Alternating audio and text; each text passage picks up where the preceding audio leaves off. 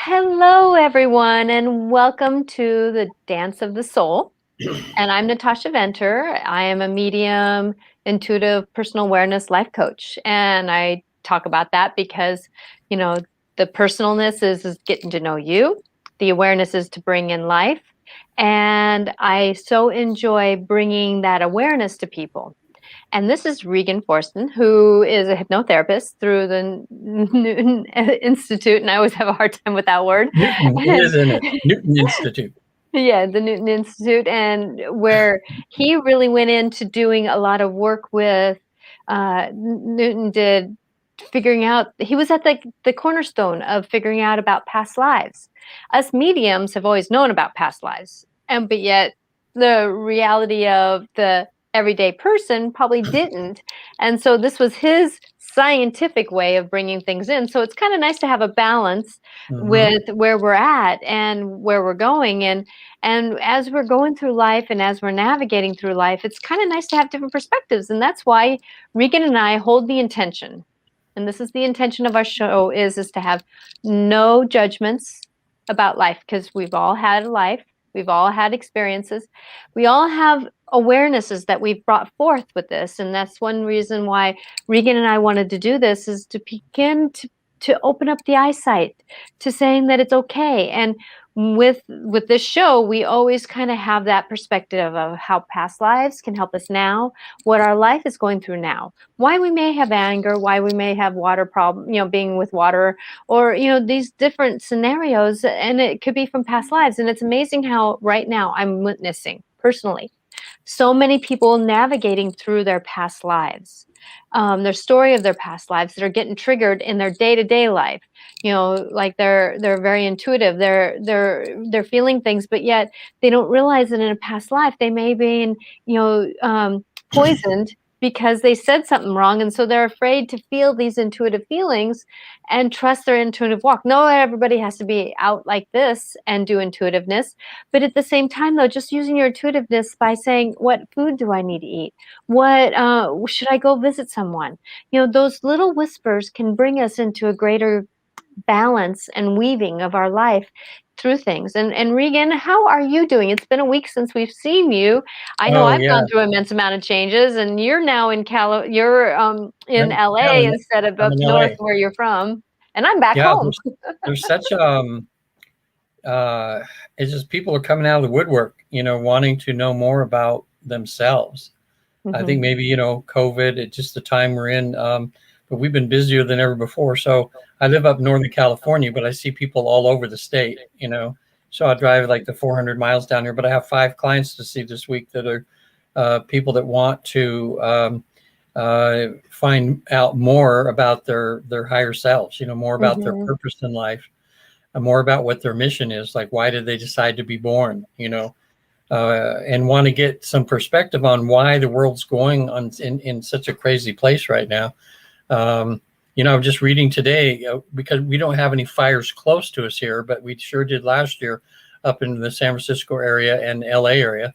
And now there's a lot of fires, but they're in a different part of California where, we're kind of oblivious to it. We're right here, but it's just burned 500,000 acres, Wow.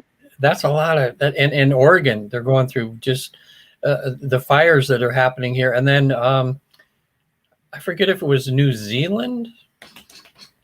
I forget. There's another country right now that's kind of on fire. So, we didn't used to have this when we were younger. You'd hear a little forest fire here and there that would burn, what would be a big fire would be a couple square miles of forest or something. Now it's, a million acres, we're in a weird spot. Really different area. It's almost like science fiction. Like, in the 60s, if they had, somebody had time traveled to just this era, 60 years later, they wouldn't recognize it, with the problems of the world. It's like it's burning. Yeah. So what's the significance of all this? Why are we going through all this? Yeah. And I really believe that, when, because I'm not, we have an age difference, of course, but yet at the same time, Hmm. though, I know for me, media wasn't so strong through most of my life until almost the 2000, the way that media came forth was something that came forth, you know, in the 80s, 90s. And so with that I think we did have a lot of things. Also, too, I know for us that a lot of times I think that they did let things burn within a certain area. I know for us up in Washington here that we have encroached in a lot of the fire zones, kind of like the flood zones. Oh yeah. So where we used to, because I live in a river basin, so we have a natural place where you don't build a home because you're in the river basin.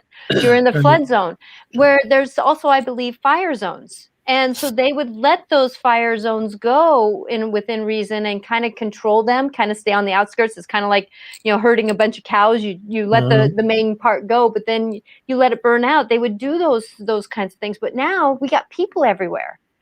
And so now we're hearing about it more, and it's involving more people. And I believe that Earth has gone through another heat scenario.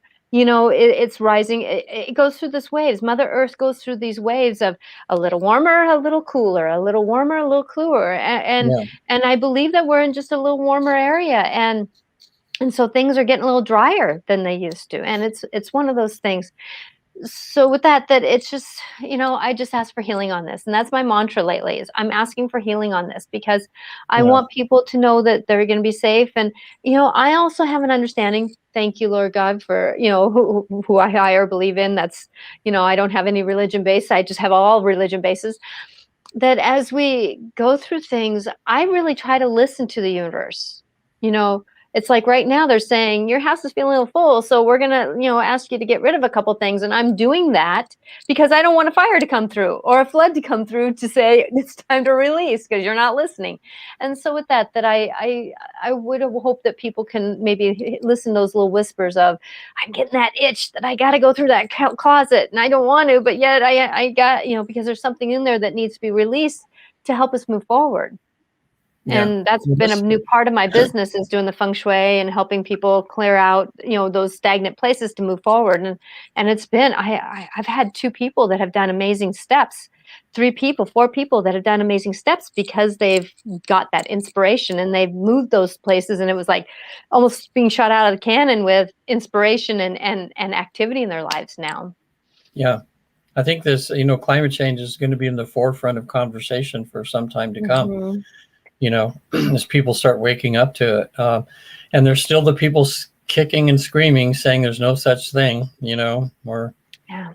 Because I think Mother Earth is doing it and we as people are doing it. right. Yeah. It's a Yeah. dual thing, and Yeah. we're not listening to Mother Earth. She always will love us. I keep saying that she holds us in the gravity of love. She's always helping us. She's a mother. She loves us through our ups and downs. Yet at the same time, though, we're not respecting her as our mother. So Yeah. with that.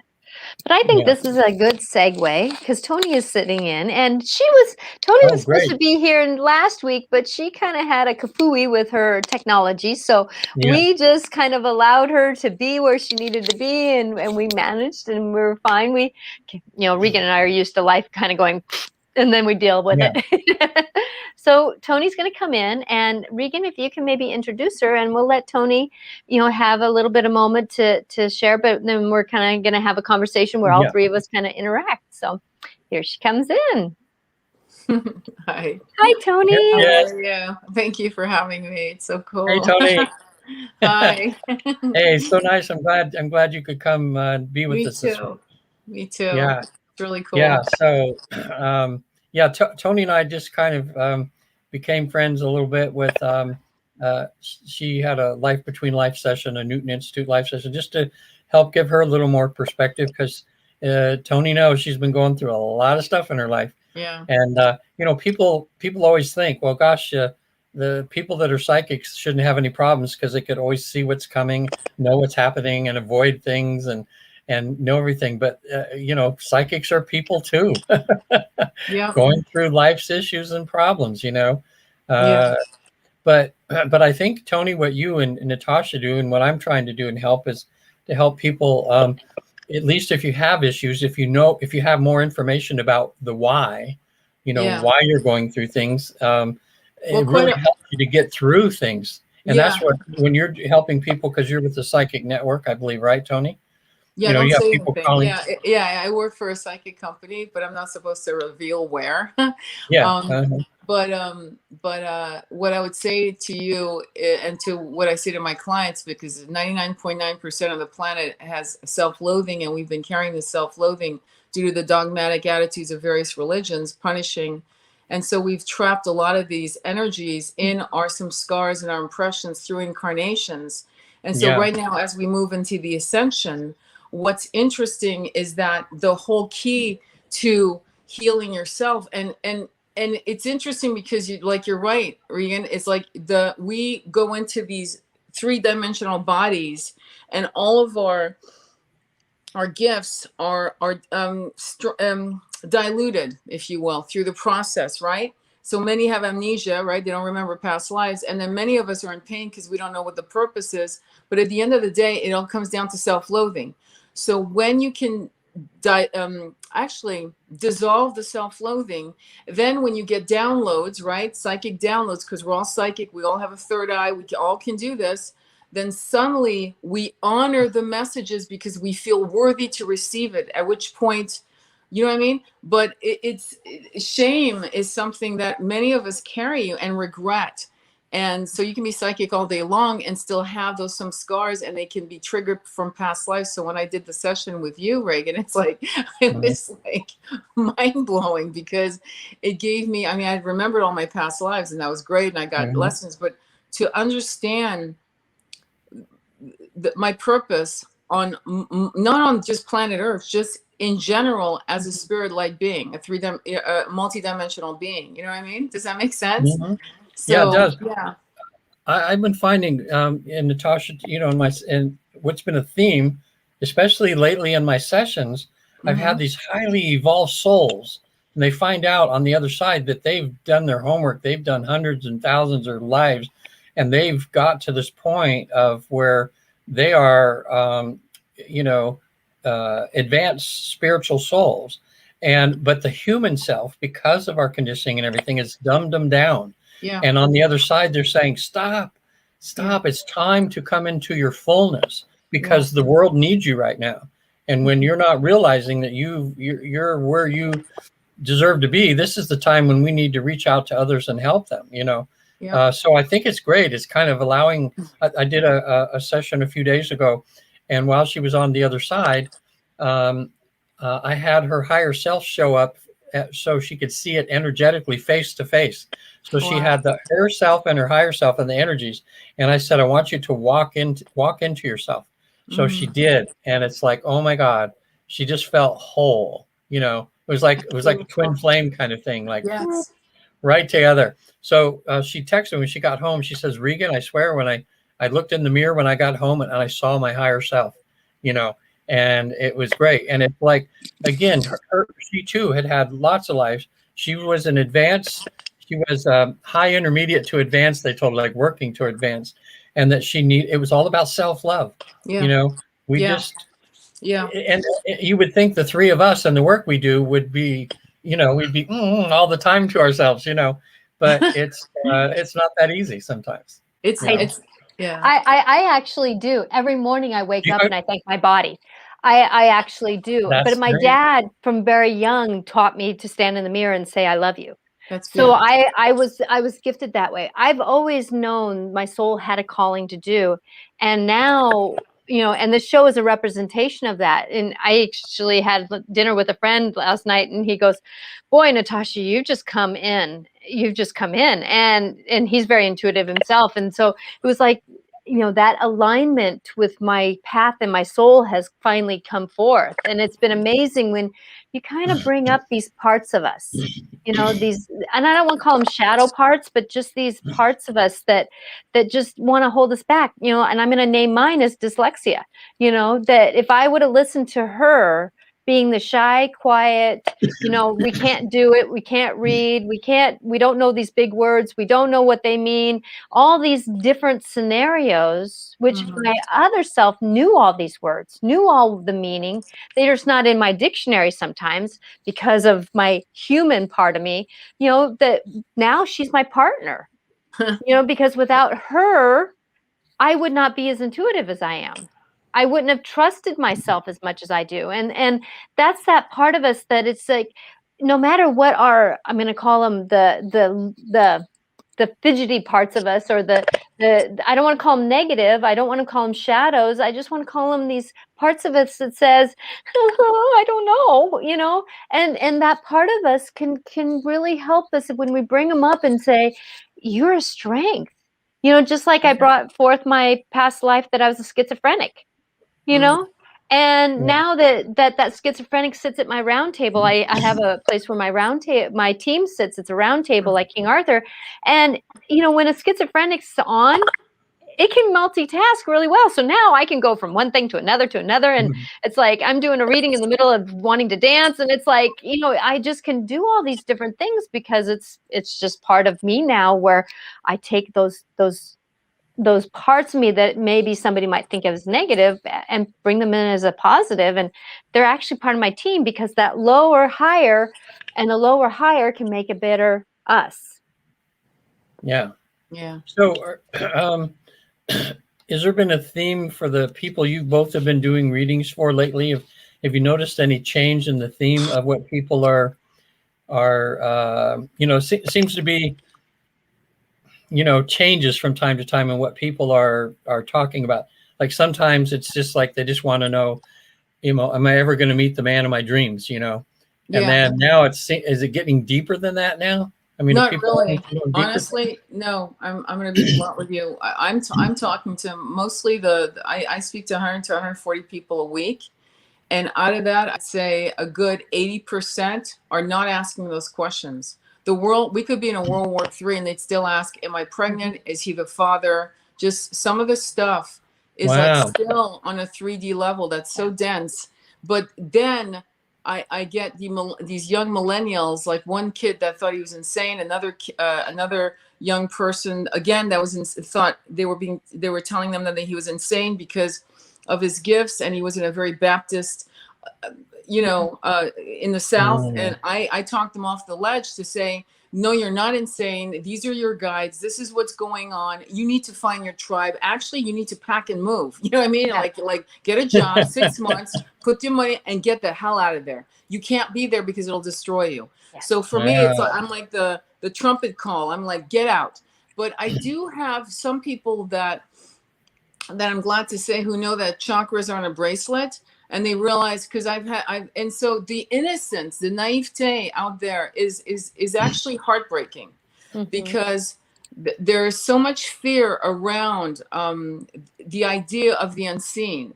And like I say to people, we can't see oxygen, but I'll tell you what, if I remove them from your room, you're going to die. So there are things that you need to tap into. And and the message that my guides tell me to tell them is to realize that as you raise your frequency, you're going to lose friends and family. And this is part of the rite of passage. They're your friends and family in this incarnation. As the Dalai Lama said, you've all been my mother. All of you have been my mother. So I'm not saying don't love your mother, but I'm saying sometimes we use the vessel, right? The womb, to step into a lineage, to get DNA data, to download some scars, impressions, and all kinds of garbage, right? To learn some of the things we want to experience, to up our own frequency, to either be able to walk and heal through it and heal our lineage, or this particular lineage that we've picked, or I don't think we fail, but let's put it that way. Not everyone graduates from high school, right? And it's not a denigration. It's just, sometimes it's just too hard, right? So how do you deal with your clients, Natasha? What you're getting? Well, what I'm getting is that there's these blocks that they've put in their lives.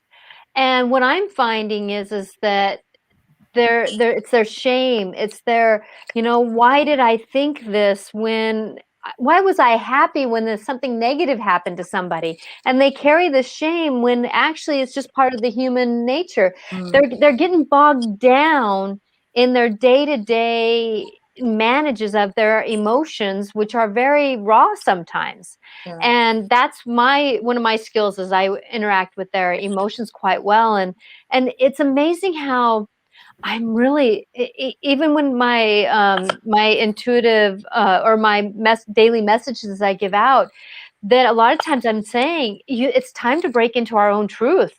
We can't hold the truth of our family lineage. We cannot hold the truth of our family religions. We can't, we have to. Now, does that mean that we have to let go of everything? No, but yet at the same time, though, did I lie every day or did I sin every day? No. It's like find those truths that can support us into saying that we're loved more than we're sinners. Yeah. The sinners is the human religion.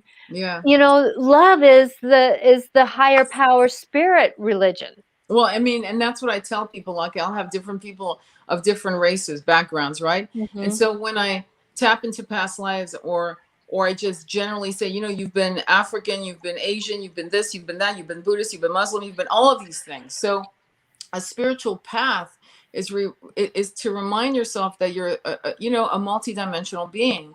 And what does that mean to you in this path? And to be honest with you, sometimes and I don't say that to clients, but sometimes I feel they should leave their family lineage. They should just cut away from it, because the toxicity is so dense that many of us, and Natasha, right, Regan, there are many of us that are crossing into the ascension of 5D, and we can't look back with regret or shame or guilt. And that is a journey I've had to take, not because I'm better than anyone else, but it's kind of like I've decided to go to Fiji and everyone wants to stay in Burbank. And I'm like, good, enjoy Burbank. I'm going to Fiji, right? So it's a destination trip.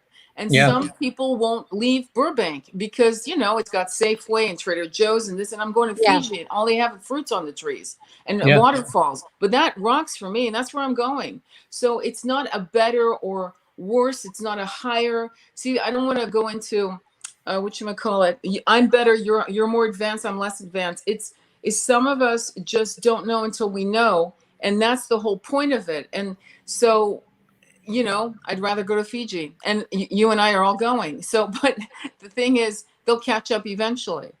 Yeah, and they will. Right? Go ahead, Regan. I found an analogy that I've used. I've just used it with the last four clients. Because after their sessions, I had a few of them gave me some feedback like a few months later, some of my clients, and they were talking about, it says, is it normal to have a whole bunch of things go wrong with your life after you have a life between life session? And so here's the way I'm explaining it. It's like when thinking of it like you go to work for a company and they start you out in the mailroom, Yeah. It's human nature to want to get to the first floor or the second floor, to know what's going on up there, to advance ourselves, So here's a lot of my clients that come. This is maybe a 10-story building, and they never see the CEOs. They have a separate elevator, goes up there, but everybody wonders what happens up there, So I said, now you're like on the 7th floor and you've been there for years, and all of a sudden you get a note on your desk that says Monday morning, we want you to come up the elevator to the 8th floor. And so they're going, oh, yeah, and their friends around them are all going, woo, you finally made it. And all of a sudden they realize, oh, my God, that means I have to say goodbye to these people on this floor. Yeah. And at the same time, you want to go to the next floor. So Monday morning, you report to the next floor. And all of a sudden, there's all these new friends. There's all these new things. There's new responsibilities. It's higher responsibility. And so they have all these new friends now, and they miss the people on the floorboard a little bit, but they'll see them in the lunchroom and say, hi or something.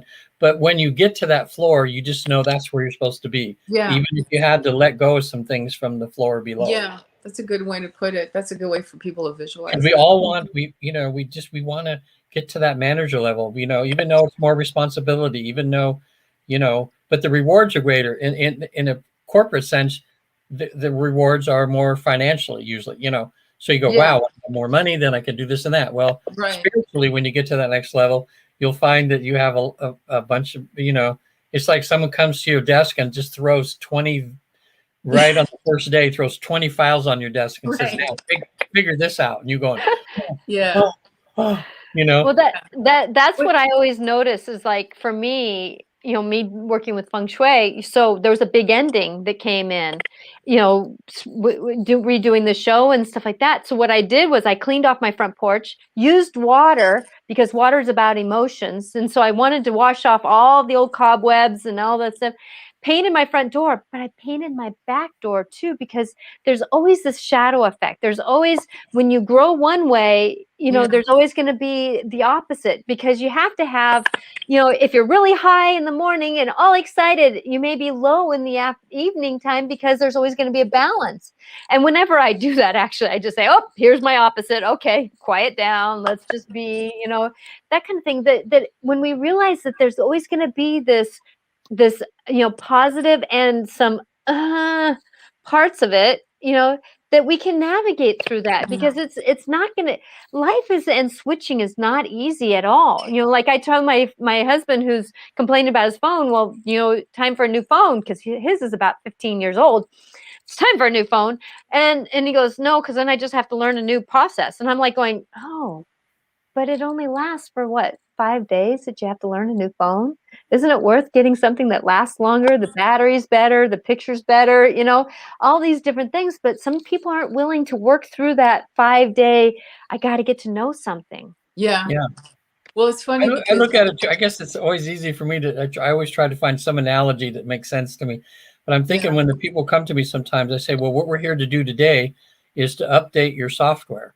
I said, think of your computer, and Microsoft has to do these updates constantly. Well, if you haven't got any updates for the last 7-8 years, your computer's not even really work.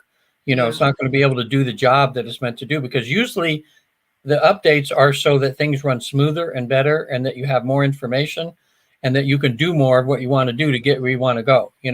So when I do regular therapy with people, even too, when they come into me and all of a sudden they're have so much emotional pain or something about something happened with a sister or brother when they were 7 or 8 years old, and there was was at a Thanksgiving with a bunch of people one time years ago, and there was a woman there who was talking about stuff, and when her sister would show up, and they would just get into it. It was about her. They were in their 40s, 50s now, and back when they were younger, the older sister had taken the younger sister's doll and like broke its head off or something, and they still haven't got over that.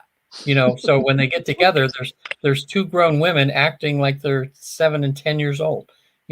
So in therapy, I just have to shake them a little bit. And I says, you know what, you're still in the seven. You're talking to me now as if you're a 7-year-old talking about your sister. That says you just need to you got to update your software and look at it from a 40-something-year-old looking down at that happening to a 7-year-old. And all of a sudden they go, oh yeah, that is kind of silly, isn't it? But they just haven't had spent time to change the way they looked at something. It's been stuck, they've been stuck in their 7-year-old mode for so long. So well, yeah, but the thing is, Regan, it's like it's easy. It's easy to say that, but it's really hard to do. That's why for many of us, to kind of kick us over the edge of, because as you were telling that story, I was thinking, I wonder if it's a past life from a beheading, because that's what it was sounding like to me. But no, I mean, it triggered that. Could be. Yeah. I'm just saying. But what I will say that's a good point. No, I'm just saying, that's what came through. But what I will say to you is, for me, because I always had psychic abilities, right? And so upgrading the software, right on. But how? And how if you have self-loathing? So what I did, and I want to really share that with your audience, because I went to you after I did all of this, and I did ayahuasca twice, I did toad medicine, and then San Pedro. And that is what gave me the feeling of what unconditional love felt like, because I hadn't felt it in this incarnation. I didn't know what it tasted like, felt like. And so how could I give it to myself it's like telling someone who's born blind that the sky is blue. How are they going to experience that unless they tap into the past life of where they saw it, right? So, so I couldn't wrap my head around self-love. And so that was the trigger that pushed me into all of these other sacred medicines. And then I came to you, right, to tweak it and to refine it on other levels where it all came together. And to be honest with you, after your session, everything's been going really well. So Yay! it's like, yay! And so you have a nice aura today when I'm seeing you. Well, I Thank you. felt there that you were right at this crossroads where your life's going to go down a whole different path. Yeah. And it was letting go of a lot of the past, so you have room to take in all the new stuff. Huh? Right on. So, That's but great. I feel like to get the download, the immediate download, which if you look at Mike Tyson, who did Toad, it kicked his ego from one end of the planet to the other, and he became humbled. And it's almost like he got the immediate download to shift 180, and then he was able to, do you know what I mean? His whole life path changed. So I think sometimes we can't denigrate plant medicine as a way to cross out of our density, the three-dimensional construct that, I know Terence McKenna's talked about it. All of these people have talked about, and I really don't, I'm into plant medicine, something that from Mother or Pachamama, Mother Earth. And but anything in chemical, it's not. And it has to be used in a ceremonious way. And I notice that people do mushrooms like you're popping a can of Coke, and there's no respect. It has to be done ceremoniously.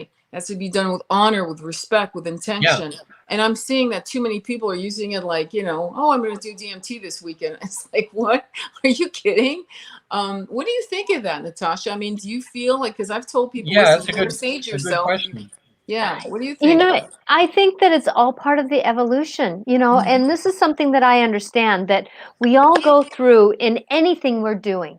We can be an 80-year-old and go through something new and be a 6-year-old learning it, and then we become the teenager doing it, and we're kind of ruthless about how we do. We're not, teenagehood. Any teenager, are they respectful? No. I'm surprised we give them driver's license. It's one of those things that we go through these different phases of learning things. Yeah. And so with that some people go through something and they're learning it, but they're a 6-year-old, 10-year-old, not in necessarily maturity, but just in their awareness of where they're at in their awareness of it. Yeah, and then they start applying it, and as their life applies it to them, they become more a 20-year-old. And then as they become more in tune with it, they become more 30-year-olds, metaphorically speaking. I'm not saying immaturity. I want to make that clear. No, I'm not telling anybody that's a 6-year-old. I'm just saying, but it's that part of it. It's like my husband becoming sober. I loved him through it, but I knew there was a part of him, his inner child, started drinking when he was 11 years old. I had to take that 11-year-old and say that it was loved, so that he can be the 47-year-old man that he was at the time, because of that maturity. And that's the work that I do too, is that I go back to when somebody had something happen to them, and then I help them do, and it's called a soul retrieval. I don't necessarily call it that, but yet it's kind of that. But I take that part of that snapshot of something happening, and I bring it up through the rest of their lives, so that they can be that part of them can be who they are. And we do that with tender care. Sometimes I tell them, oh, your energy stops right at, let's say, age 10. Let's do this in another session. Let's help it come through. You get to know it as a 10-year-old. You trust it as a 10-year-old. Have that 10-year-old of you trust your older self, because it's kind of scared right now. And as we work together, we bring that forward so that they go, oh, yeah. Now, and then I say, by the way, if you kind of crave ice cream or something, it's probably your inner child kind of growing up. So with that it's that bringing all of us forward for that maturity. Now, if you do it through healings, like I just did that when I was in California for 2 weeks, I was really going through healing a lot of my past lives before I went down. And then I did a cleaning out, and my body went through a whole big shift and everything like that. And I'm still integrating it, and it's been amazing. It's been amazing. Actually, it was pretty magical. Hawk is my totem. While I was gone for the 2 weeks, a week into my time down there, and some big awakenings were coming, a hawk family moved into our neighborhood, into the trees around us. And it's been interesting having Hawk fly right over me. And it's like, That's cool. and the timing of it, when I'm having a conversation with somebody, I hear Hawk and it's like saying, go for it, girl. You got it. You're on the right path. You're in that bigger awareness. Because that's what Hawk is about getting the bigger awareness. Yeah. You know, and then I use mouse to know what's going on in front of me, you know, but it's one of those things that as you work through life and as you go through life, it's about waking up. Like I did a feng shui session with someone and we just cleaned up her knowledge corner. And she now has job opportunities. Her love life is changing. You know, it's like she's getting more secure. It's like, it's amazing the energy that's out there right now if we just walk with it. Yeah. And I want to take this segue too. If somebody is watching that wants to make a comment, please do, because this is called a conversation. Yeah. And we would love to hear your insight on this. And I know that you know, there's more people watching than what it shows here on the corner of the screen. This is an interaction, and it would be amazing to hear how we all go through this awakening. I have one client that does watch, and it's been amazing how just her trusting. That's the key that I always said to her. The difference between somebody and me is I trust. I trust no matter what. What is this here to teach me? Where am I supposed to go? Why is this happening? Ouch, that hurt. Where am I supposed to go? Oh, that fucking hurt. Where am I supposed to go? And Well, with that, it's that movement forward. And I know for her that she's become, even though life is still up and down, that she still has more grace because she's able to see the why. Yeah. Well, what I love about Dr. Joe Dispenza is actually he talks about getting excited about the unknown. And the irony of the work I do as a psychic is that they all want to know what's in the future. But as you know, all roads lead to a spiritual end goal. The thing about fear, which is you say trust, absolutely. But it's also looking at fear as an ally to say, this is scaring the shit out of me. That means I better run through it. And exactly. You know what I mean? And there can be a move across the country, across the planet. It could be a new relationship. It could be all of that. And what I notice when I talk, mostly 80% of my clients are women. I'm not happy to report that more and more men are calling psychics. And I love that because it shows a growth and it shows a trust of the unknown, right? But what I was going to say is that when I've done like womb healing, which you're calling soul retrieval, and it's funny because you and I we're healing, we're using different words, but the end result is the same. You see, so all paths, right? We have 100,000 paths, but they lead to the end goal. And so, but it has to be I hate to say this, but I'm not going to hate to say this. I'm just going to say it has to be a spiritual path. Because there's too much dogma in organized religions. I'm just going to say it. And I'm not judging it. I've been all religions. I've been a nun. I've been a high priestess. I've been a warrior. I've been a soldier. I've been a farmer. I've been all of that. So I'm not going to, but what I want to say is I'm inviting people to kind of put their religious beliefs on the shelf, because that's a lot of why people don't trust. Just FYI. Yes. It's because of that. I would say. And that's the foundation of the mistrust of the unknown. And so what people have to do is love, you know, like I'm reading a book on Mother Mary. Okay. So I've studied Jesus and his disciples. I've studied Buddha, I've studied Krishna consciousness and so forth. So again, no denigration, but put it over there and purify yourself, and then open yourself into fear. Make fear your ally, because if you don't make fear your ally, meaning that's the red flag that goes green, that says go, then what's going to happen is you're going to have a life that is not a thriving life. It's going to be a half life. It's going to be, you're going to dim your light so that you can be with a man that is, say, born again Christian. I just saw this post, and this spiritual, highly beautiful, gorgeous woman saying, well, I love him, but what do I do? I can't. It's like it's the universe is testing you. Do you want to dim your light for a man or a woman or a lover or a company or whatever? Or do you want to say, I'm being tested. Let me go. Let him go. God bless him. Let him go. Let me trust, like you were saying, into the unknown, and know that the frequency match, a partner will come that matches my frequency. This is a test. And I need to say no to that. It's no to that option of bending myself into a pretzel for a lover that doesn't match my frequency, which A lot of women do. I'm just saying, you know, or men, very sensitive, highly evolved men do that. I like that term. I really like that term just now. A love that doesn't match my frequency. Yeah. Yes. That says it. That's a really good way to put that, Toni. Thank you. Yeah, but because a lot of people are these things and they know there's some love there, but it's not the right kind of love. Exactly. You know, they need to have a higher. Well, they need to match their frequency, whatever it is. Yeah, it's important. Yeah, Well, I was just having a conversation with someone about that, saying, you left a man for some of the reasons why you're with this one. Yeah. And she went, oh. Because it's sneaky. It's really sneaky how it comes in the back door. It comes seething in through. It's like it just comes in through the cracks of doors.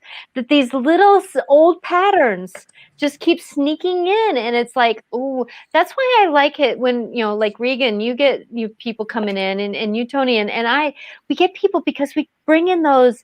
Oh, be careful of those little sneaky things. Yeah. What do you think, Regan? Well, something just, Toni, I'm glad what you said earlier, and it just rang to me now about, see, when I'm doing regular therapy, it's so much different than when I'm having to do the spiritual therapy. Yeah. Because in regular therapy, all I could do for her would be to say, you know, well, we got to change a frame of reference, maybe have in hypnosis, have her visualize herself when her sister pulled the head off of the doll and hug herself there and tell her, look, it's okay. It's just a doll. You're going to be okay or something. That's one thing. But on the spiritual sense, then I could take it further and I could let my client know, it says, if you're open to this, since it's been 40, 50 years and you've not forgiven your sister, maybe this goes deeper. Maybe this is something to happen, not in this life, but in another lifetime.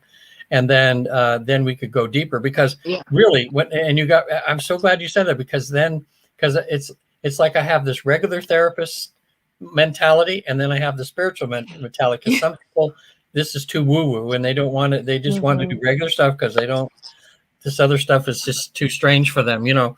But I'm just realizing that probably so. If somebody's hanging on to something for 40 years, there's something there. And it's funny because hypnotherapy, I used to go to hypnotherapy to look at trauma to see why am I having anxiety over this? Why am I blah, blah, blah. But I sent a friend who actually didn't believe in reincarnation, just so you know, to this particular therapist who I adore. And he went to her. And it turned out that he couldn't sleep on his stomach because his uncle, it was like the Middle Ages in, I don't know, probably Wales or something. And he was the heir to a throne or dukedom or something. And he was like a 12, 14-year-old boy. And so he was sleeping on his stomach. And his uncle came into the room and murdered him in his bed, stifled him with the pillow. So he saw that image, and guess what? He still didn't believe it was a past life. But he said, Toni, I now sleep on my back, no problem. I sleep however I want. So it was funny how he still didn't hold on to, hey, this was a past life release. He had it, but he didn't. He still rejected that was it. But he got healed. Just like on a deeper subconscious level, he saw what he needed to see to release that. But his conscious mind, because of his programming, was saying, no, that can't be, Exactly. Like I have had a few clients and they go, I can tell they're in hypnosis just by watching them. And they answer all these questions. Like, I can say, well, where are you now? And this one I'm thinking of, he was in a shop and he was making things with his hands, leather tooling, like saddles and things in the Old West. And he could see the tools and he could see all that. And then we're done or something, and he goes, oh, I just made that up. I go, no. Wow. Because they don't, but we're making, I think we're making progress, guys, though, because maybe it's me that's changed and maybe that's just it, but I'm noticing more and more all the time that this conversation we're having can be done in circles that normally would but now they're kind of like, listening in.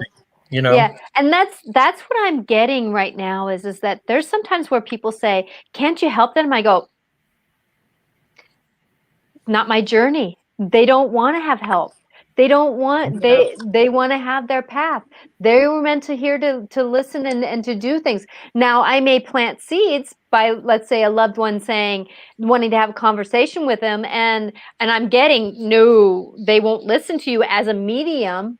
but that listen to you as a person. So I walk over and just say, I just hope that you know you're loved today. and that is what changed their world. They didn't need to know that it was their grandmother saying it, because that would have freaked them out and shut them down. But me being the human came into their life path, their life journey, not trying to make it change, but supporting it so that it can change. And that's one thing that I learned working in the elementary school. I'm just here to plant seeds. Yeah. If somebody else is able to till the dirt and grow the information, that's up to them. If it's me later, they'll come back into my life. But at the same time, it's not for me to do the work of somebody else's life. There was one person he was on Oprah, and I know he's a producer, and he used the aspect of being in somebody else's movie. Let the person who's in their life be the lead role. Now, if they have a husband or a wife, they have supporting roles. And if you are a part of their friendship, you are just a actor with them. And there's so many times where, and I'm just going to name this because this is a pattern, not because I'm pointing anybody out, but there's a mother that comes into their child's life, adult life, and they're the lead role of their child's life. And it's like, it's time for us to kind of let our own selves be our own movie. And I know for me in my relationships, since I've done that, even with my own children, it's been amazing how they've grown, and actually they've come back and let me be more of a supporting role to them, because I'm not trying to be in their movie. They're asking me to be in their movie so that I can make their movie better. And when I got that insight, I mean, I've always had that insight, but the language, I love how, because like I said, I didn't read really until after high school and into adulthood. So with me, me being observant gave me language, and me having that language was like, oh, that's what I've been seeing. That, it's just amazing navigating I have a question. We're having a great conversation here. We actually noticed we've gone on 3 or 4 topics already. It's like, isn't that funny when one thing at least branches to another? But they all weave together. Now, you did a reading for Carrie, which was so right on, Natasha. And I'm back at her house again with her and her boyfriend, Larry. Mm-hmm. There was when I was in the middle of a session this week here, something very traumatic happened at the house here. And I was wondering if I could get Carrie in the other room. I was wondering if she told you about this traumatic incident that happened, if you guys might have some insight, because she still got some PTSD from it. And it was a very unusual kind of thing that happened. If she's here, can you guys maybe see what you get? Okay. Hang on. You guys keep talking and I'll be right back. Okay, so Toni, what I'm going to do with this, since this is coming in as a strong observation, let's not gang up on her. Oh God, no! I wasn't even. And I know that I'm just using, just because I don't want to assume. So with that I honor people, and so if you want to speak up, you go first. I'll stand back, and so. Honestly, it'll be whatever comes organically. I'm not going to say anything. I'm going to see. Most likely, I won't pick up anything. It depends. You know what I mean? It depends on the energy. Yeah, I appreciate that. I never leave something to chance, so I appreciate that. Yeah. I'll introduce you, and you can sit here. Okay. Okay. This is. I didn't tell you anything about the situation because I want Carrie to tell you, because it was just strange what really happened here. So just sit, and let's see Toni and maybe they can give you some insight onto what happened to you this week. Yeah. Hello, welcome back, my dear. It's good to see you. Thank you. So nice to see you as well. Oh goodness, and hi Toni. So we haven't met. Hi. Yeah. So I'm Carrie. I'm Regan's friend, and so he was nice enough to allow me to come into this session now, or show. Yeah. So some things that happened during the week that was the most traumatic experience that I had ever experienced in my whole life. We have an 11-year-old little doggy whose name is Chico, and he and my other little doggy, a Pomeranian, went outside to go to the backyard, and we live in an area there where there's all natural disasters, including coyotes, and that was pretty always something that was my worst nightmare in my whole life. I never wanted to see one in our backyard. And I was eating, I made this huge cookie, you know, for Regan because he likes Toll House cookies. So I made this huge one, this big for the whole family. And I was leaning over the sink, and just in front of me is our big glass window that we could see outside to the backyard. And unfortunately, as I was eating that cookie, you know, I was going to turn my back to go get my vitamins, but I chose not to because the flavor was so outstanding. So I sliced the one more little piece to eat it. And that was the biggest blessing, I think, to be able to go back the second time. So I'd be faced right where I needed to be, so I could see what was to become of what had happened.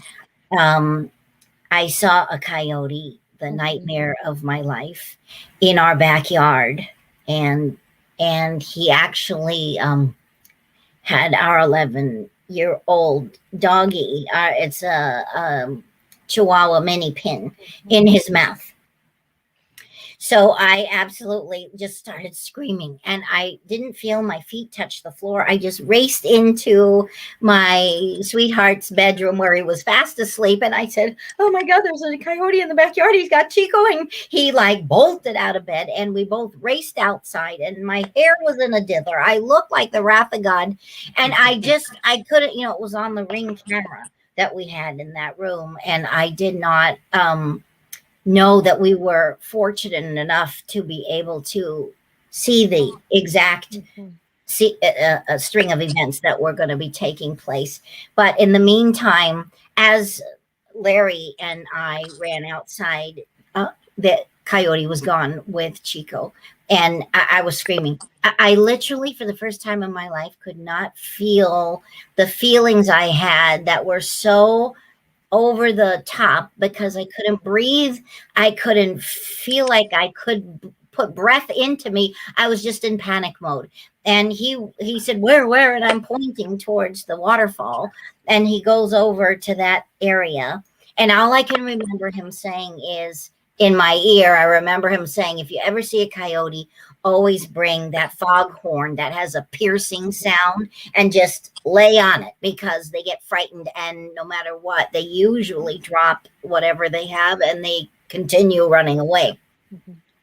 So I raced over, but I was screaming for my son. And luckily he came dashing because he heard me screaming. And he said, "What happened, Mom?" And I told him, I said, "Dane, it's over there." I said, "He has Chico." And so he literally went into superhero mode and sprinted over a 5-foot fence that's this big brick wall. And he got over there to see the coyote in the neighbor's adjacent home. And there he was with Chico in his mouth still and running. And so he dashed as fast as he could towards Chico and the coyote, and made this loud, piercing noise. And the coyote was so terrified, he dropped Chico and left. And Chico was so frightened, he didn't even know that that was my son calling him. And he had scooped him up, put him over the side for my boyfriend to take him into his arms over the wall. And he was just gushing with blood all over his white t-shirt. You said, why? What's going on here? Yeah, so see what they can give you some. Yeah, so we don't know. We were so blessed to say we got him to the emergency hospital, and the doctor said, considering the source of what had happened, he said that this is the best scenario that we could ever imagine. He didn't need any sutures. He didn't need any surgery. The bill was under $300 in an emergency room with 3 awesome. medications. That alone was like, oh my God. I expected it to be at least $3,000. They cleaned up the wounds. They shaved the area. They checked him thoroughly. They did a scan. They did everything and sent him home with a cone thing and 3 medications. And one of his toenails had to be removed because it was just hanging, and they had to. But, you know, they said he's going to be okay. And I had such a better understanding of post-traumatic stress disorder, because that was so traumatic that I couldn't stop looping those thoughts over and over. And I just was like crying the whole day. It was so emotional. And here it is, a few days later now, thank God. Well, it happened Thursday of last week. And that night I asked Regan and said, I'm so grateful you're here, being the greatest nurturer he is. And so he helped me so that we did EFT, the emotional freedom technique, which really helped. But I do find that I still keep thinking those thoughts. Well, How could you not? Go ahead. I as soon as you said I please receive it in the intention that it's meant to. Remember, we talked about fear early in the show, right? Natasha, Regan, we talked about fear. And so when I talk to clients like yourself who are letting their monkey mind, the false ego, talk about fear, the biggest fear was the coyote, the biggest fear, you're an incredible manifester. So the universe sent you a coyote. The dog was never Chico was never meant to die, obviously. You weren't gonna, but what you literally did is you manifested what you did not want, which is a beautiful gift from the universe, because Chico's fine. Chico is great. But you manifested it with fear. You allowed your monkey mind, right, the false ego, to generate it until you were eating a cookie and there was there it was. The biggest fear came to pass. So the lesson for you is to now be very, very focused, especially now during the Lionsgate, as we are on it, and it hits its pinnacle on August 8th, is to chant a mantra when your monkey mind starts taking hold. I'd rather you spoke a chant, a mantra, than listen to, whenever these thoughts come back about Chico and the dog and the coyote and whatever, I want you to chant and chant and chant until the monkey mind is in the back of the bus and your heart, your soul starts speaking to you. So you can start manifesting what you really want to manifest. So in the irony of ironies, even though this was the most traumatic thing that could have happened to you as a person, as a human being, the irony was there was grace in the action, because Chico's not dead. Yeah, exactly. So that's the lesson you need to take away from that. So I usually give my clients mantras. One that you could do is Om Gam Ganapatiye Namaha, again and again. Om Ganapatiye Namaha. You could also say thank you, thank you, thank you, thank you, thank you, and work on your root chakra, your right, all your chakras from root to crown. Just spin them clockwise and clean them with the chant, and then get into the habit of chanting when you're doing the dishes and you can hear the monkey mind saying, "Oh my God, the coyote," start chanting. You want to rewire that synapses, because what you're doing is you're still living the experience and you're looping it into the universe again and again. And you want to break that loop and say, thank you. I got it, guys. I got it. You know what I mean? Yeah. Does I that do. make I sense? thank God every minute for the grace of what happened. And the Yes. Toll House Cookie Company for making such a fabulous cookie, because I had that second piece. If I would have turned my back, what if? It's the what if. What if? But you If can't. I turned my back to get those vitamins, and I didn't. So how fabulous was that? That as horrific of a situation, it actually turned out the biggest blessing that could have been, because there was the guides, there was the angels, there was so much interwoven into that greater good. So if I may get, my love goes to you through this process, and it is scary. That for one, coyote is about jokester. What truths are not being shown? Who's in your life that is showing themselves as one person, but is actually another person? So with that, they're the jokesters. They're the ones that, I can't really believe you. You know, you have coyote medicine. I can't believe, you know. So really check in your life to see who you need to put people in their perspective. If they're not being their true person, doesn't mean you have to stop being friends with them, but just put them not so close to the heart. Does that make sense? You know, be who they are with them. Okay. And then I love the mantra that you gave, Toni. That's a very healing one. The one thing that I do, especially like if I fall, if there's something that happens, I picture the action happening in health. So like if I slip and fall on a spot, I go through the process of just walking past it. If I fell off the stool, I see myself stepping off the stool and having a healthy ankle. Right. You know, Gotcha. Yeah. if you Yeah. see now I'm going to give you a mind's picture here. So if you see your dog out there, you see your pups out there all nice and happy. You see the coyote in the corner and he turns around and walks away. Yes.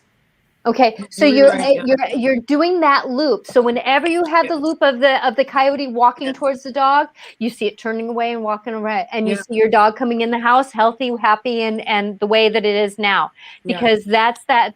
And then I love the mantra. I can't remember mantras like that very well, so I just say I'm asking for healing on this. Yeah. I'm asking for healing on this. And that's basically what mantras are. That mantra is that it's asking for healing.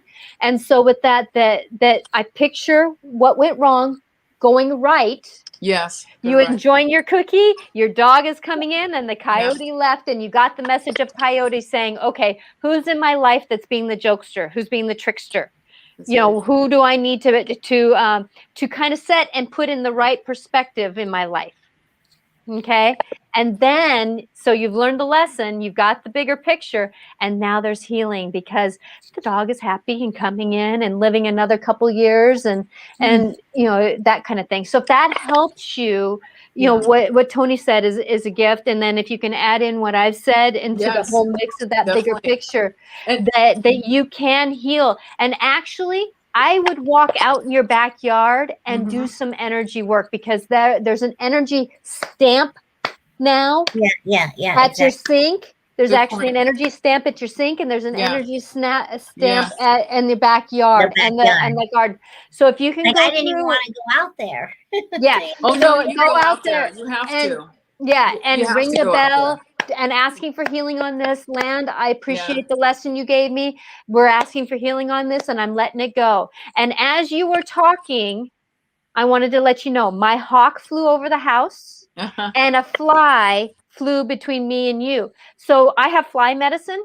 What fly represents is they like to pick up the icky stuff. They like to pick up the things that are no good. You know, it's like they're actually the garbage eaters. And so when I have a fly that flies through between me and it's already picked up for you. So all you have to do now with love is go through the physical aspect of the healing of it. So I would say walk around counterclockwise in your backyard. I'm undoing. I'm picturing that you're almost rewinding that interaction. And then you go around and clockwise and you picture what I told you. Your dog is playing, the dog walked around, and you're going around. If you notice, I'm clapping and you go around. So first counterclockwise, you're undoing the interaction. Clockwise, you go around. And I would actually go where your son jumped over the fence. Ask for healing on the fence, standing at the sink, asking for healing on this. And you're just asking the energy to say, okay, I don't have to hold that space anymore. Does that make sense? Yes, thank you. And you mentioned the hawk flew by. What does the hawk signify? The hawk is about getting the greater vision. It's about seeing that there's healing on this. It's about the realms, the other realms. Hawk is about other realms. And if you watch a hawk fly and hunt, they're not down in it. They're over it, looking and seeing. And so knowing that hawk is there for you to get the greater vision. What was coyote meaning for you? What was the innocence of your dog just saying, I released this? Because your dog has already released it, right? Of course, yeah. You know, dogs do that. There might be some angst in there just because it's an older dog and that kind of thing. But you going around and doing counterclockwise in the backyard and then clockwise redoing it, you know, you're resetting up the new knowing. And then mantra, I'm asking for healing on this. And whenever you think about it, because it does happen.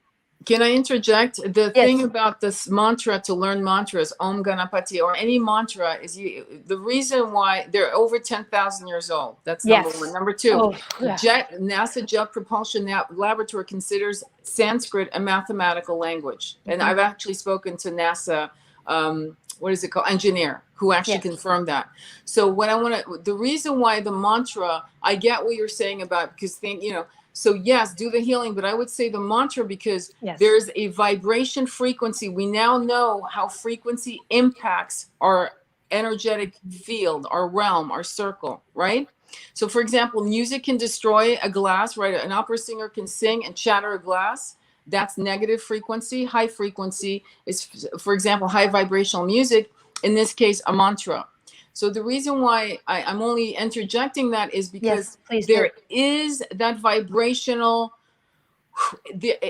believe me, it works, because I use it when there's conflict. And what it does is it removes known and unknown conflicts. That's what that mantra does. So yes. So that's why the other mantra is Om Shreem Reem Kleem, which is seed sound, power seed sound. So I would, if you want, I can text Regan and Natasha and give them the mantra in text, so they can text it to you. And you can look them up on YouTube and learn how to pronounce it. It's not hard, but it's worth the effort of learning it, only because of its vibrational purity. It's the closest thing to God frequency. Let's put it that way, to God language. Does that make sense? Yes. And that spirituality runs on a mathematical basis, and those mantras are on that mathematical basis. That's why the star beings, they have numbers when they communicate with us, because it's a mathematical basis, and that's where that mantra is. I'm just speaking as a dyslexic who has a hard time remembering certain things, and so I honor it. I honor it, and so that's why for me that I've learned other skills. Of course.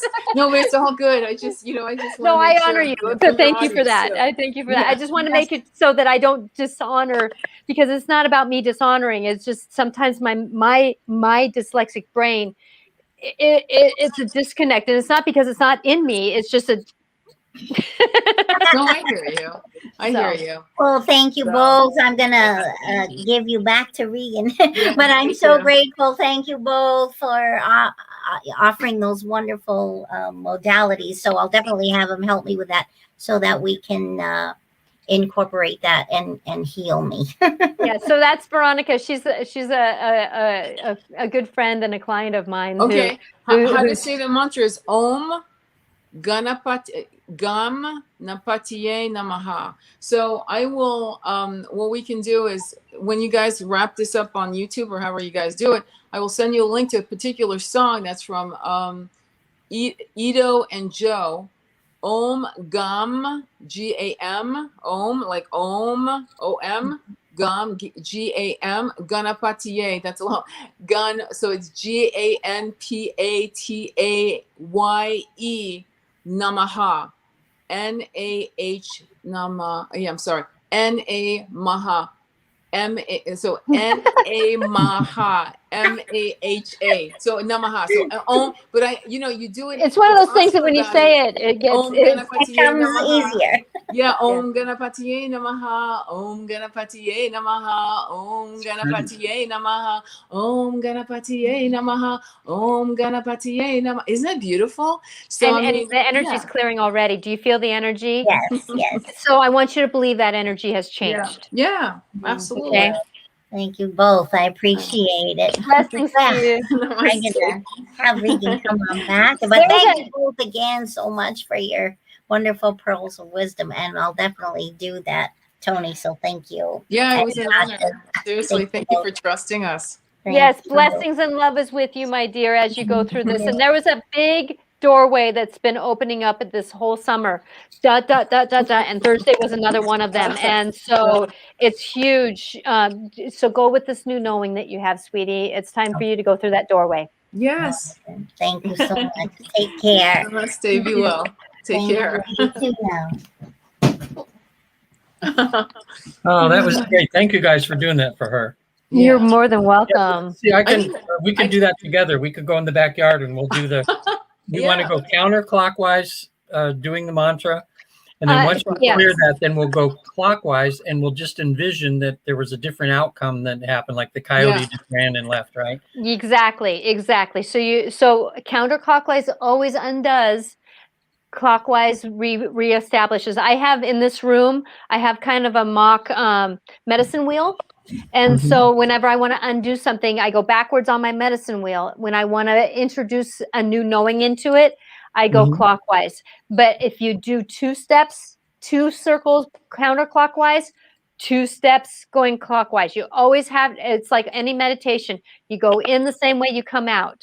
So Okay. whatever you do, you have to balance it. So 2 is 2. 2 and 2. 4 is 4. Whatever you feel like it takes to undo it, make sure you do that going backwards Beautiful. or going frontwards again.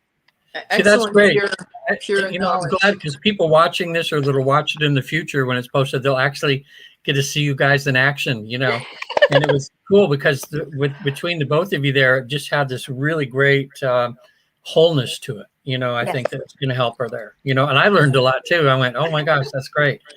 Yeah, I've always sung the, you know, the hue, you know, which is an ancient name for God, which has a great, you know, vibration. And I never understood mantras until until I started going out on my own, looking at different religions and things, you know.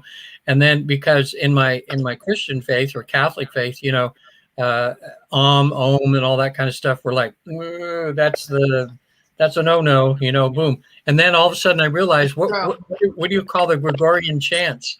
Yeah, no, for real. You know, it's interesting. This is the guy who unfortunately passed away, but I'm going to put, this is the man who you want to go on Audible or YouTube, and he's done all kinds of books and Audible books. On one of the ones I would recommend by Thomas Ashley Farron is called Sacred Words of Power. And that is Audible that I would highly recommend. This is one, I have probably 4 or 5 of his books. And I can tell you that chanting this ancient, beautiful, it's the closest language we have to speaking to the universe. You know, I know light language is another, and that's probably from our starseed memory, right? Yeah. But this is definitely God language. I think. Okay, I could be wrong. I could be completely wrong. No, it is that vibration. It is totally that it's come from before we known people. They got the download, and they've been doing it ever since, teaching one after another to do that. So thank you for bringing that forward. Yeah, I appreciate it. No, it's awesome that you brought her in so we could see how the mind works, the power of manifesting. So do you see how powerful she was? Oh yeah. So when people tell me these things, I go, do you know you're a manifester? And there are only a few people on the planet who can do this like spontaneously. And that means that if there was an elephant, eventually the elephant would, you know, if you visualize, eventually there'd be an elephant somehow in front of you, somehow. Yeah, so I'm glad she wasn't afraid of elephants. That would have been interesting. That would have been awesome. You can see that elephant, but an elephant would never do that. They would, you know. But anyway, you know. Actually, I use ancient medicine. The elder of the tribe to do some of my work when I have somebody who's angry or something. I call in my ancient. You know, my ancient one who she knows how to work. She knows how to stand her way against the bulls of life, you know?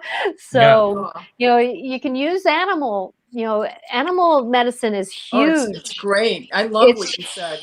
Huge. It's huge. Yeah. And it's just, that's the veil that's thinning, is us becoming more in tuned. And so with that the coyote just saw an opportunity in its primal self. You know, that's the thing is that, and we're getting closer. That's why we're getting so many animals coming into the human realm, because we're getting so closer. That's why my hawk is flying basically no closer than my roof to me, you know, and not being afraid. It's that because it's that becoming one with me. Yeah, it's so hard not to fly with them. It's your energy. But what do you guys think about the Lionsgate? I'd love to get your take on it, because I'm actually on a fast. I started on July 31st, which was the day my husband died. My father died like 37 years later. And I didn't fast because of their death, but it was to fast to get into spiritual alignment with what was going on with the opening of the Lionsgate. And believe it or not, I want to share this with you. Yesterday, I woke up in the morning, and as I was waking up, I was getting a DMT experience, meaning I was seeing geometric patterns. I was seeing incredible blasts of light, crystalline cities, pyramid cities. And I knew that they were working on me, you know, downloading new light codes and grids and interesting concepts through the fast. And I haven't fasted in like 18 months, which is not like me. So I was going to ask you, what do you feel is happening? Why is this particular lion gate important? And what should people who are listening, what should be their intention during this time, knowing that August 8th is when it hits its pinnacle? I'm just really curious to hear you guys. Well, I'm not, when you said you called it Lion's Gate? Lion's Gate. Yeah. Okay, so that's the first I've heard of this, so I don't even know. I guess you're talking about a change that's coming. In other words, something's opening and there's going to be a well, what happens is there's this energy grid that opens up every year, right? But it's particularly powerful this year, and it's taking us to new levels during our ascension, right? And the ascension meaning we're going from 3D density moving into 5D, right? 5-dimensional understanding. And so we're crossing that bridge. And right now, this is a time for, I don't know what all of the particulars are about it, but apparently this is a time for us to sit in meditation, or, you know, and I mean meditation. Prayer is talking to God. Meditation is listening or downloading. So, and also manifesting. So what you want to do is get into your meditation, apparently, and this is when you should intend what you want to experience for the next year. And it's particularly potent this year. So the portal, you know, it's opening now. So, you know, the last time I fasted spiritually for the reason of spirituality, when we went to, oh my God, I forgot, but it was in 1989. And there was something happening planetarily speaking. So what I would say is that do your research, Lionsgate 2021. Do your research, go on YouTube. There's tons of people that could explain a lot better than me and know exactly, planetarily speaking, what's going on, why it's important, and how to prepare. And I would just ask anybody looking to give at least 1 to 2 minutes of your meditation to come out of your body, be on and just bathe Mother Pachamama, the great planet, some love. And to probably watch the movie Kiss the Ground, which is a documentary on soil, because you guys were talking about how we're hurting and wounding the planet through these fires. And they're saying that we have about 60 crops left if we continue doing what we're doing. Does that make sense? Yeah. So it's really intense. Natasha, what does is it Archangel Michael you work with? I work with them all. Okay, well, what are they kind of saying about this Lion's Gate? What are we? Yeah. Well, the Lion's Gate is just a metaphorical statement of having a big porthole. Every summer we have big portholes. I mean, if you look at how many planets go into retrograde during the summer months, that it's a huge undertaking of going into those things that we choose to put on the back burner. I don't want to deal with that. I don't want to go there. And these retrograde planets, it's called going back over those things and saying, oh yeah, maybe I should look at why I don't want to deal with my sister because she took the head off my doll. You know, it's that process that we're going to do. So the Lion's Gate is the 8th of August. The new moon, which is always about new beginnings, is on the 8th of August. It's also in Leo, because it's in the sign of Leo right now. Leo is about fire. It's about roaring. Do you see how a male lion protects his pride? How the mother lions help support each other as a community. So we're going into this moment of fire, because Leo is about fire medicine. So fire is about getting that passion underneath us. We speak it, we can have it. We speak it, we can have it. Right now, that's the energy. Speak it, you have it. So with that as we speak it, be careful what you speak of. I.e., you know, like what you know, sorry, I'm in intuitiveness, so names go out of my head. You know, what she was going through, you know, your friend was going through that as you go through that, if she kept manifesting that, what would come next? Yeah. You know what I mean? So her doing the work, the new moon, the new moment. Now there's a doorway 3 days before and 3 days after where there's the new moon peaks. This is a time I say, write new contracts. What am I wanting to receive? I am receiving good grace in my life. I am receiving blessings in my new job with loving people in it. I'm receiving. What are you wanting to receive in your life? Because we're manifesting it. And so that, if you can hear the passion in my voice, this is the power behind it. And they're the angels, Azrael, who is the angel of ultimate time. He's saying this is the time to really know that you can leave the shit behind and get your blessings. So this is the time to get your together to get your I'm glad you blessings. guys are saying that, because I'm feeling this change too, but I need to do that too. Carrie would do it easy because she's journals every day. So, you know, in her journal, she can just write down, you know, this, I want to receive this. I want to receive. No. You It's not about wanting to receive. Okay. I am receiving. Claim it, own it. Yeah, you know, exactly. I am receiving blessings, and it's not about receiving. I want a Ferrari. No, I want a car that I can feel safe in, that gives me that exhilaration of fun when I drive it. I am receiving the blessing of people in my life that are in communion with me. You know, it's that, it's So you the started out, positive language. It's the positive language. I like that. You guys were in unison when I said I want. Both of you simultaneously, like, no. Because it's the present tense. That's why it's the present tense. You got to say, I have. So if you are looking for a beloved, which most of my clients are looking for, the soulmate connection, whatever. And the thing what you have to say is, my beloved and I. You don't say, I can't wait till I meet my beloved. You say, my beloved and I are so happy. We are monogamous together. We have tantric sex. We make each other laugh. We have so much fun. We're abundant. He supports my vision. I support his vision.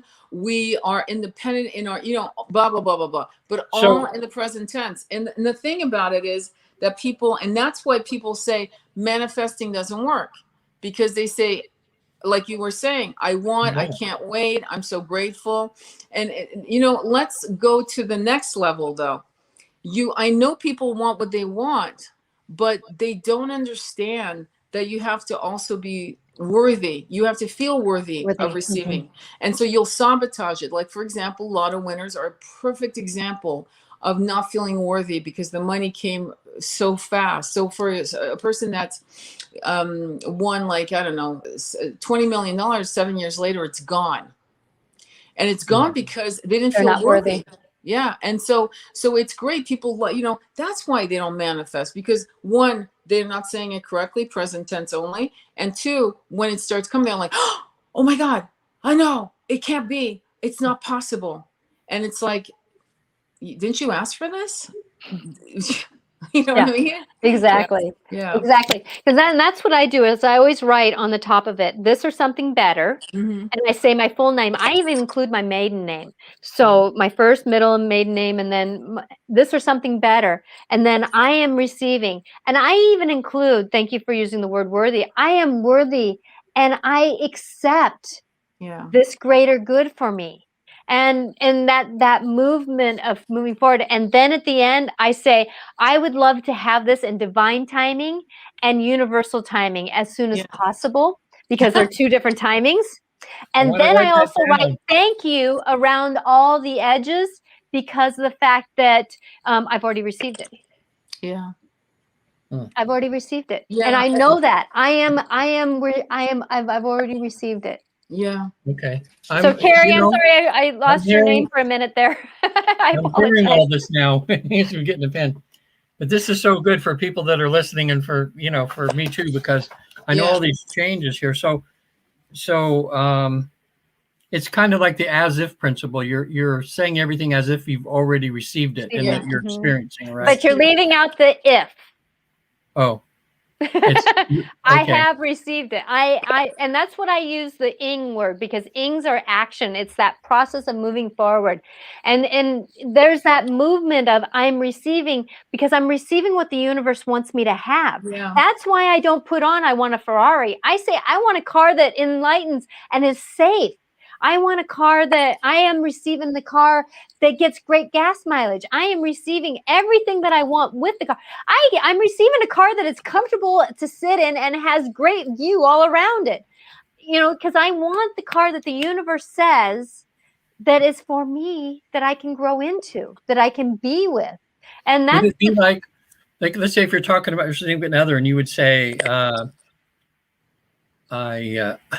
love that my partner respects me. I love that.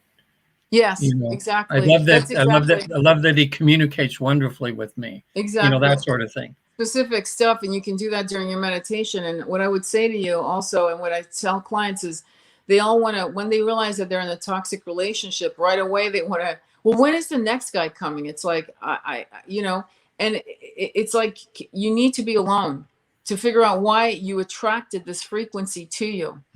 And you need to figure this out, and you need to raise your frequency so you don't attract another one. Because if you start going into another relationship, with most people do, right away, you're going to get the same frequency again. So the last thing you want is the same low level frequency. So when you're telling the universe that you want your beloved, you could actually do it for a year. It's not that you're not, the manifestation isn't working, is that you're putting out the call to the universe, and the beloved that is destined, right? Destined, if you have free will to make it happen, destined to meet you. And this person also is getting the call to get their act together. Yeah. Right. And then when the timing is divine, when the timing is right, you could be in Alaska in a cabin with the snow all around you, and the guy knocks on your door with his mush dogs going, I'm lost. And there's your beloved. You don't have to be on a dating app, is my point. Yeah, exactly. Now, this is what I did, is that especially when my husband was at the brink where our relationship was going to go sideways because of his alcoholism and his negative and his depression, and I was loving him through 20 some odd years of it, but I was getting done. I wrote with a full moon, I am done. And I wrote like big, bold letters. I am done with a man who dislikes himself. I am receiving a man who is in communion and loves himself. So whatever I was done with, I received. I am done with a man who dislikes being with me. I am receiving the man who is in communion with me. Perfect. And I am communion with them. And when I did that, I'd say within 6 weeks of me manifesting and believing that, my husband had a DWI. He got pulled over for drinking and driving. And that was the best day of my life. Yeah. And that's exactly why women are afraid. I love that you said that. That is so powerful, because women will be afraid that they're manifesting this unknown beloved, which essentially you did. You trusted the universe to bring you the right partner. And when it's destined to be the partner you're with, a transformation will occur. A 180 will occur to bring that partner back to you transformed. That's what happened with you. And that's what I try to convince my clients. You are not to manifest Daniel, who's toxic. You're to manifest my beloved. Now, if Daniel is your beloved in this life, he will come back transformed. Trust. But if it's not, then guess what?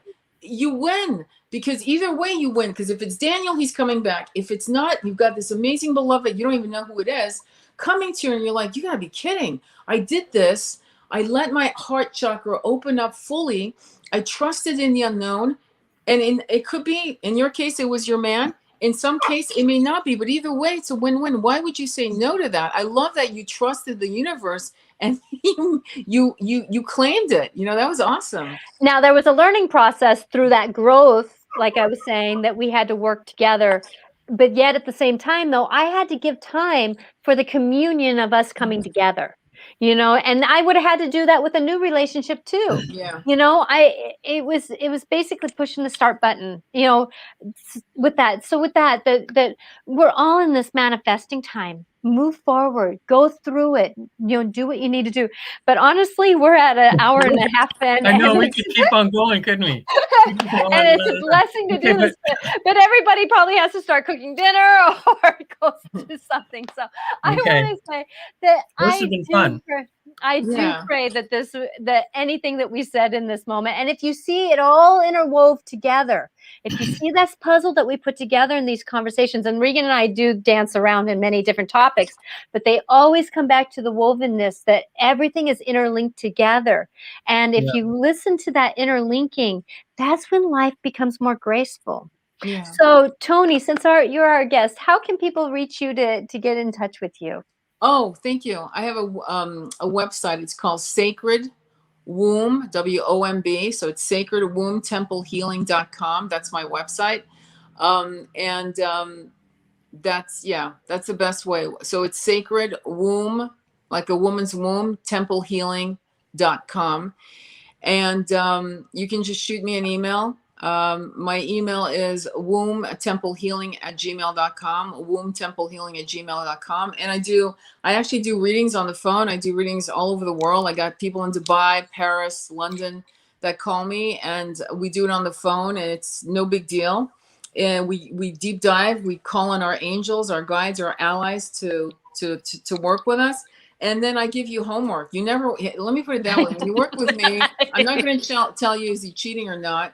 I'm going to tell you what is going on frequency wise, what your guides want you to know. Are you on your life path? Are you honoring what you first set out before you took this incarnation?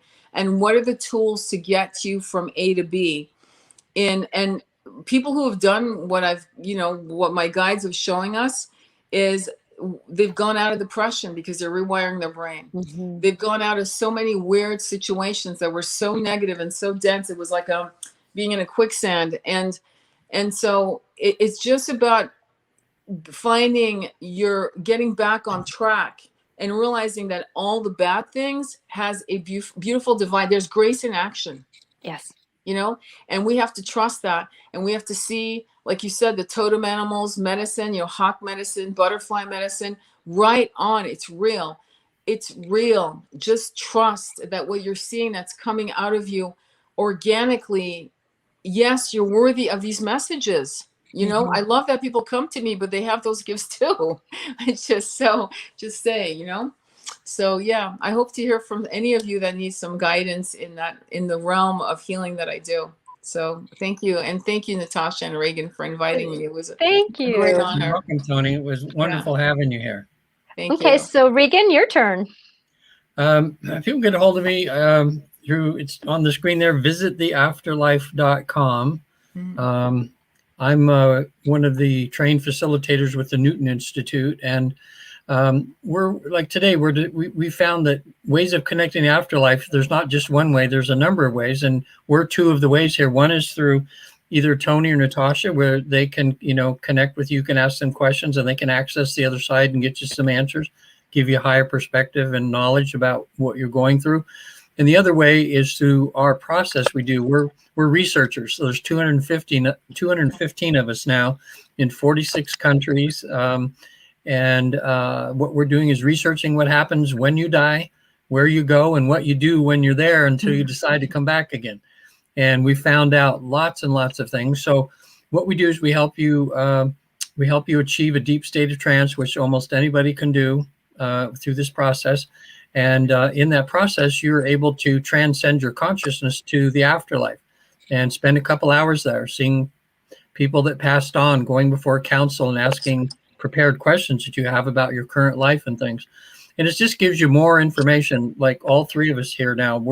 That's all what we're about, is giving each of you a little more pieces to the puzzle of your life so that you can have a happier, more fulfilled life. And the more, information is key to everything. And the more you have, the easier it is. And that's what all three of us do.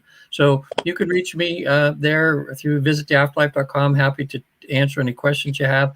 Got a couple of free books on there right now if you request them. One's called Reincarnation is Real, about all the current research going on in the world on reincarnation. And the other one is 3 hours, 33 minutes in heaven, which is the account of my personal experience over there. So any questions you have, just feel free to get a hold of me. What about you, Natasha? Well, Veronica says, thank you for another wonderful hour. Love you three. So with that, thank you, Veronica. Yes, Veronica is always a great support, and I appreciate you so much, Veronica. Thank you. You can you can you can reach me at angelicclarifications.com, and that's what I like to do is give clarifications for life. There is a reason why life is happening around us, to us, for us, and perspective can make a big difference. I love to reach. I've had so many people in the last couple weeks saying, Natasha, you're so inspiring. You touch my life and my life changes, and that's my soul calling. That's my soul calling. And that's why I do this work and love doing this walk, because it's just this process of being, helping, and supporting. Yeah. So with that, you can reach me at Angelic Clarifications, or you can email me at natasha@angelicclarifications.com.